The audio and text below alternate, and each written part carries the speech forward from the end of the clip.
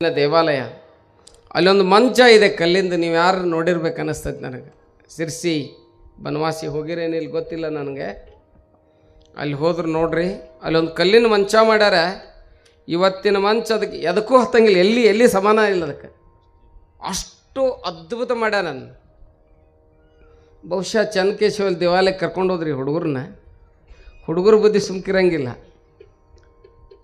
ಒಬ್ಬ ಹುಡುಗ ಆ ಬಸವಣ್ಣ ಇತ್ತಲ್ಲ, ಅದು ಆ ಕಲ್ಲಿನ ಬಸವಣ್ಣ ಹಿಂಗೆ ಕೈಯಾಡ್ಸಕತ್ತಿದ್ದ, ಹಿಂಗೆ ಡುಬ್ಬ ಕೈಯಾಡ್ಸಕತ್ತಿದ್ದ. ಟೀಚರ್ ಎಷ್ಟು ಸಾಪ್ ಐತ್ರಿ ಡುಬ್ಬ ಅಂತ. ಟೀಚರ್ ಎಲ್ಲರೂ ಹೆಡ್ ಮಾಸ್ಟರ್ ಟೀಚರ್ ಎಲ್ಲರೂ ನಿಂತಿದ್ರೆ ಹಿಂಗೆ ಡುಬ್ಬ ಕೈಯಾಡ್ಸ್ಕೊಂತ ಎಷ್ಟು ಸಾಪ್ ಐತ್ರಿ ಅಂತಂದ. ಸುಮ್ಕಿರಂಗಿಲ್ಲ ಹುಡುಗರ ಕೈ.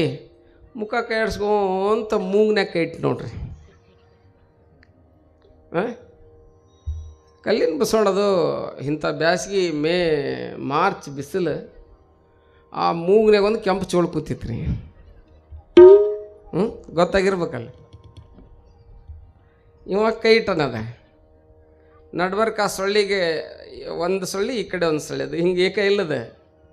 ಅದು ಇವ ಕೈ ಇಟ್ಬಿಟ್ಟು ಹಿಂದೆ ಕರೆ ಸರಿತೈತೆ ಚೋಳು. ಆ ನಡ್ಬರ್ಕಲ್ಲ ಐತಲ್ಲ ಬಂದೈತಿ, ಇವಾಗ ಕೈ ಇಟ್ಟನ. ಕೈ ಇಟ್ಬಿಟ್ಟು ಚೊಟ್ಟಂತ ಹೊಡೆದ ಚೋಳು. ಯಾಕೆ ಹೋತಮ್ಮ ಅಂದ್ರೆ ಟೀಚರ್, ಮೂಗಿಷ್ಟು ತಂಪೈತ್ರಿ ಬಸವಣ್ಣಂದು ಟೀಚರ. ನೋಡಿ ಕಡಿಸ್ಕೊಂಡಾನ. ಯಾಕೋ ಮೂಗು ಭಾಳ ತಂಪೈತ್ರಿ, ಬರಪ್ನೇ ಕೈ ಇಟ್ಟಂಗೆ ಆಗತ್ತೈತಿ.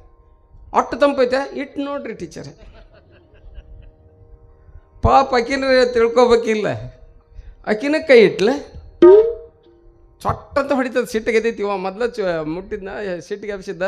ಇವಂಗೆ ಹೊಡೆದಿತ್ತು, ಈ ಟೀಚರ್ಗೆ ಹೊಡಿತು. ಹೆಡ್ ಮಾಸ್ಟರ್ ನಿಂತಿದ್ರು ಹಿಂದೆ. ಹೌದ್ರಿ ಟೀಚರ್ ಅಷ್ಟು ತಂಪೈತೆ. ಅವರು ಕೈ ಜಾಡ್ಸಕತ್ತ. ಅಯ್ಯೋ ಭಾಳ ತಂಪೈತ್ರಿ ಅಂತಂದು ಆ ಟೀಚರು ಅಂದ್ರೆ. ಹೆಡ್ ಮಾಸ್ಟ್ರಿಗೆ ಮುಂದೆ ಹೇಳಿದ್ರು, ಹಂಗಾರೆ ನೀವು ಇಟ್ಟು ನೋಡ್ರಿ ಅಂತಂದರು. ಅವರು ಕೈ ಇಟ್ರು. ಯಾಕೆ ಹೇಳ್ತೀನಿ ಅಂದರೆ, ಹುಡುಗರು ಹಿಂಗಿರ್ತಾರೆ. ಈಗ ಅದರ ಬೇರೆ ಸೂಟಿ ಐತಿ, ಗಳೆ ಹೂಡ್ಲಾರ್ದು ಎತ್ತಿದ್ದಂಗೆ ಇರ್ತಾರೆ ಅವರು. ಗಳೆ ಹೂಡ್ಲಾರ್ದು ಹಂಗೆ ತಿನ್ಸಕ್ಕೆ ಕಣಿಕೆ ಹಾಕಿ ಕಟ್ಟಿರ್ತಿರಲ್ಲ ಹೊಲ್ದಾಗ ಎತ್ತು. ಯಾವಾಗ ನಮ್ಮ ಗಳೆ ಹೂಡ್ರಿ ಹೆಂಗಿರ್ತಾವೆ ನೋಡು, ಕುಂತವನ್ನ ನಿಂತವನ್ನ ಎಲ್ಲರೂ ಹೇಳ್ಕೊಂಡು ಹಾಕವು. ಹಂಗಾಗಿರ್ತಾರೆ ಹುಡುಗರು. ಇರಲಿ ಇವತ್ತು